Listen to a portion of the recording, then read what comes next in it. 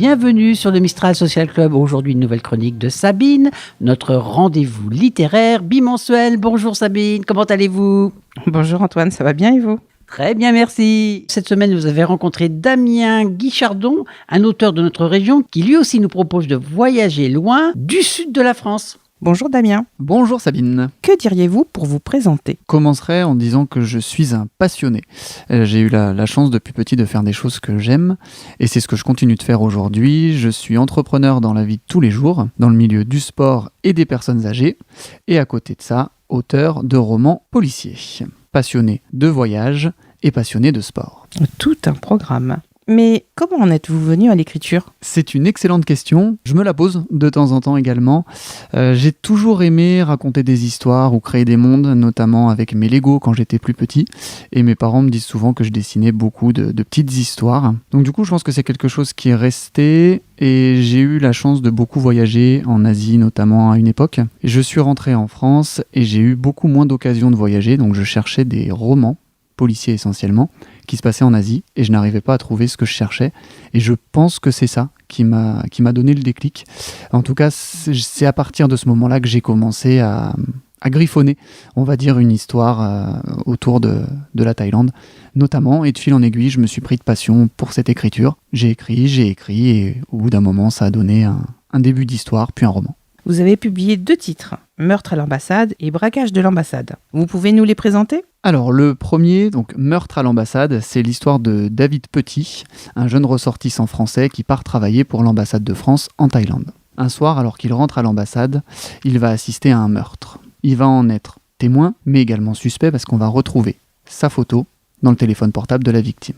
L'idée du roman, comme vous l'aurez compris, c'est de faire une enquête, d'emmener le lecteur dans une aventure à travers l'Asie et plus particulièrement la Thaïlande et Hong Kong. C'est un roman qui est plein d'action, plein de suspense et qui a pour but, comme ambition si je peux utiliser ce mot-là, de faire découvrir une partie de la Thaïlande et une partie de Hong Kong.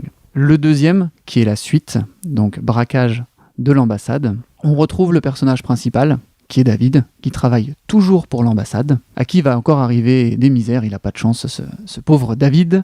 Cette fois-ci, c'est une voiture diplomatique qui va être braquée. C'est embêtant. Du coup, de l'argent va être volé, des plans vont être volés et un objet particulier. Je ne peux pas vous en dire beaucoup plus.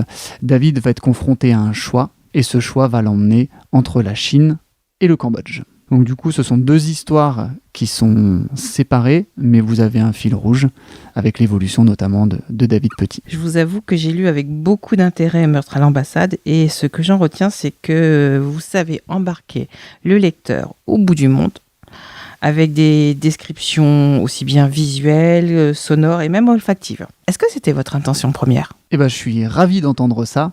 L'objectif, il était vraiment d'emmener le lecteur, justement, de l'emmener dans une aventure à travers du suspense et surtout de le faire voyager.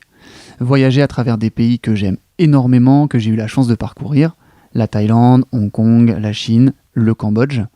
Et du coup, j'avais envie de partager ma passion des voyages et ma passion de la lecture. Dans les lectures, en général, ce que je veux, c'est qu'il y ait de l'action et je veux découvrir quelque chose, un univers que je connais pas, un pays que je connais pas, un milieu que je connais pas.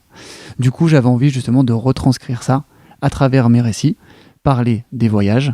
Et quand on parle de voyage, on parle de tout, on parle de paysages, on parle de culture, on parle de façon de réagir également. Donc j'ai essayé de retransmettre ça, même si on peut pas faire découvrir un pays à travers un simple roman, mais en tout cas, on peut donner envie d'y aller. C'est ce que, en tout cas, j'essayais de faire. Et du coup, si c'est ce que vous avez ressenti, j'en suis vraiment ravi. Et j'espère que beaucoup de lecteurs le ressentiront et que ça leur donnera envie de s'intéresser à ces pays, peut-être même d'y aller. Je ne rêve plus que de ça. Partir avec un avion et pas seulement à travers les pages du livre. Damien, vous êtes édité par une jeune maison d'édition marseillaise, Marathon Édition. Est-ce que c'est un choix géographique ou un hasard ? Alors les 2 à la fois, mon capitaine. Du coup, j'ai eu plusieurs propositions quand je cherchais un éditeur et mon choix s'est porté sur Marathon pour 2 raisons. Un, vraiment le retour que m'a fait l'éditrice après la lecture du roman. J'ai senti qu'il y avait vraiment un intérêt et qu'il avait réellement été lu. Et deuxièmement, un choix géographique. Étant moi-même aixois, c'était proche, donc du coup, ça faisait 2 bonnes raisons de choisir cette maison d'édition. Petite question très importante, est-ce que vous avez d'autres projets d'écriture, des suites des aventures de David? Et est-ce que vous avez des voyages programmés? Alors, il y a plein de choses qui vont arriver. Du coup, l'écriture d'un 3e roman, c'est en cours. On ne peut pas annoncer de date parce que c'est en cours et l'inspiration vient comme elle vient. Du coup, ce sera toujours une aventure avec David Petit, un 3e tome qui sera très certainement le dernier, en tout cas qui clôturera le fil rouge de cette saga. La seule chose que je peux en dire, c'est qu'on sera encore en Asie du Sud-Est, toujours dans des pays que j'ai eu la chance de parcourir et que j'affectionne particulièrement. Et des voyages, j'ai envie d'en programmer plein. En ce moment, c'est un petit peu compliqué au vu de la situation. Mais en tout cas, toute l'Asie du Sud-Est n'a pas encore été parcourue. Donc du coup, il me reste certains pays à faire, dont le Japon. Alors, on n'est pas tout à fait sur l'Asie du Sud-Est, mais en tout cas, c'est une destination que j'aimerais vraiment faire assez rapidement. Merci beaucoup Damien, on vous souhaite plein de belles choses, plein de belles découvertes pour les partager ensuite avec nous. Merci beaucoup de m'avoir accueilli.